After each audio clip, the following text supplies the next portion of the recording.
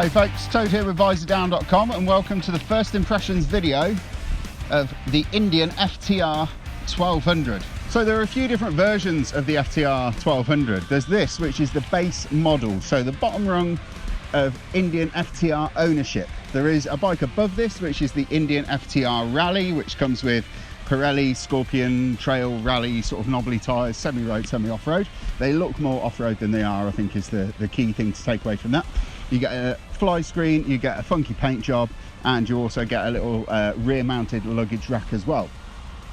Then you go up a level and there are bikes like the FTR1200S, which looks very, very similar to the bike that you can see before you, although the paint is a bit more colourful. It's got a bit more of that classic Indian red colour on it, but it also benefits from upgraded adjustable suspension. It's got an IMU, which obviously works through the cornering ABS and the traction control.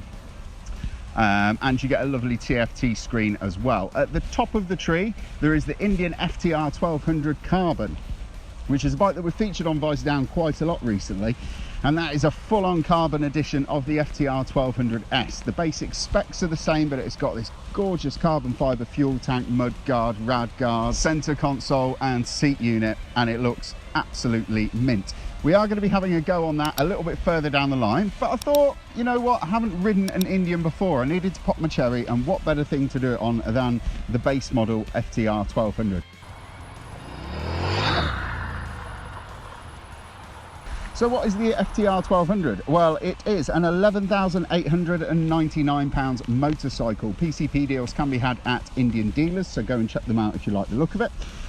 We have got a short stroke liquid cooled V-twin engine. So the stroke on this thing, let me check my notes, is 102mm bore and 73.6mm stroke. What it means is it's a really, really revvy motor. That's the first thing that I noticed. It doesn't behave like a V-twin at all. It behaves more like a V4 engine in the way that the revs build and the way that it gains speed. It's really, really, really pokey. I mean, we've got 120 horsepower and 120 Newton meters, which calculates to about 88 pound-foot of torque. So it's very torquey. It's very powerful as well for what it is. It is just effectively an engine and a chassis, basically. There's nothing else to it. What else can I tell you about the bike? Well, as this is the base model, we don't have any kind of adjustability or anything like that. It doesn't have any riding modes or any engine power modes or traction control even. It is bare bones, stripped back as you like. We do have cruise control, which is very handy because I do a lot of motorway miles. But other than that, this is a bare bones roadster. It's kind of like a muscle bike in the old school sort of term, and it is just a massive hooning great engine with some tyres and suspension and a frame that seem like they can barely contain all of that energy that's held within that V-twin. Just going to talk, well, I've just mentioned the suspension, so I'll go through it with you now. So we've got 41mm USD forks up front that have got zero adjustability, and we've got a Showa rear shock absorber which has got mechanical preload adjustability and rebound damping adjustability on it as well. The ride is very firm. I'm going to say that from the outset. It's firm, and it's good up to a point, but if you really, really start to push on this bike and the road starts to get a bit undulating, it can get a little bit tied in knots. I found there's a particular road test route, which is always the first route that I do on any press bike that I get. And there's a set of corners that's quite fast, sort of 70-mile-an-hour S-bends that you can sort of go along, and there's a big load of bumps mid-corner as you go into the first left-hander. And you can pretty much tell straight away from hitting those bumps how a bike is going to perform on most of the roads in the UK. And it's lively and it's entertaining and it keeps you on its toes because it's got this flat track style geometry to it. So it's fast and it's turning. It always seems to be moving about.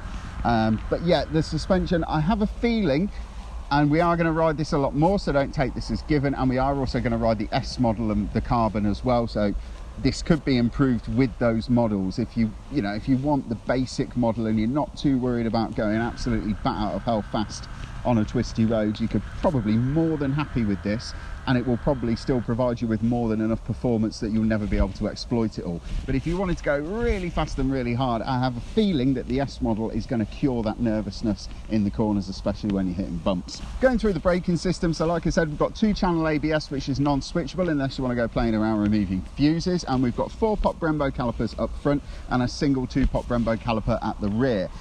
So the braking system is incredibly powerful, considering that this is the budget version of the FTR1200. It is bloody good, putting some sports bikes to shame. It kind of goes with the territory when you've got a long and low sort of ergonomic of the bike. It does tend to stop quite well up to a point, and then it starts to sort of sledge along as the low centre of gravity, because you've got the big engine hanging down beneath it, sort of pushes it on. But on this, it is actually really, really good. And even with those DT Dunlop flat track inspired tyres that it's got, you have to absolutely be an idiot on the brakes to really get the ABS to cut in. While I'm talking about the ABS, I've got to mention that it's not the most refined system that I've used. You get a bit of a slide and then the system cuts in, so it's not detecting the first initial moment of the front wheel locking. It kind of almost gets to the point where, yeah, it's locked, okay, there we go, and then the ABS is cut in. It's not a massive problem, because like I said, you have to be a bit of an idiot to really get it to cut in. The rear brake on the bike's very, very good. It's got a nice amount of power to it, and it's got a nice feel through the lever, and it's very progressive. It makes riding around town on this thing quite easy. And talking about riding through town, it will chug along at 30 miles an hour in top gear and do about 1800 RPM, which is absolutely brilliant, because then you get that nice burble from the exhaust and you're not using any fuel really.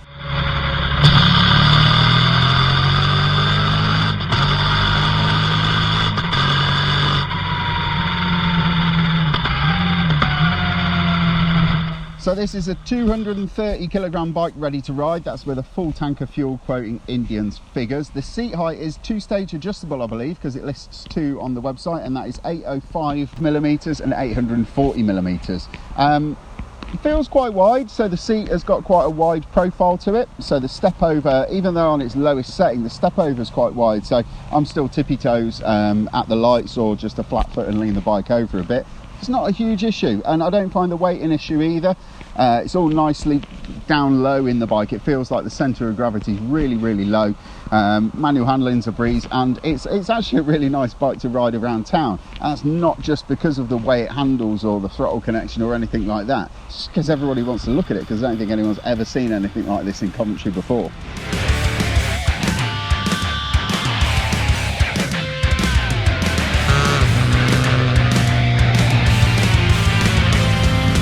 So, what are our first impressions of the Indian FTR1200? I think I'm going to sum it up by saying this thing is like motorcycling distilled. The fact that it is just an engine and suspension and a frame on wheels, and there's nothing else. The only creature comfort that you've really got on this thing is cruise control and the padding in the seat. It just feels like a proper muscle bike in every sense of the word. I mean, it's not the most refined bike to ride. It does have the fueling, it kind of like, you open the throttle and then it'll start to accelerate. You'll get an initial burst of acceleration, and then all of a sudden the engine will wake up, and then it will go like a bat out of hell. And it's exciting, but it's just, there's a little tiny bit of refinement that could be done. Tiny little things that could just improve it massively. Like I said, I have a feeling that the S model and the higher spec models in the FTR1200 range are probably going to sort that for not a lot more money if you are going to be paying on a PCP deal. But if you're not the kind of person who's looking for out and out performance, and what you're looking for is the image of riding the Indian FTR1200, I don't think you're ever going to have many complaints about this thing. So we've got this now for another couple of weeks, and we're going to be doing a few more things with it. I want to do some motorway miles. I've done an MPG test through the dash, and it was coming back at about 48 miles per gallon. I really want to get it on the motorway and do a proper miles per gallon test where we brim the tank and run it and then brim it again and see how far we've been on that fuel. But other than that, it is an entertaining bike, and I like the fact that it is, you know, it's stripped back, it's bare to the bone, and it is just a proper old school muscle bike. And if that's what you're into, I think you're definitely going to enjoy this thing. I know I've got a good couple of weeks coming up with it anyway. If you like that video, please don't forget to hit like, subscribe and the notification bell so you can stay up to date with all of Visordown's latest videos. For all the latest news, reviews and motorcycle features, please head over to Visordown.com. Thank you for watching.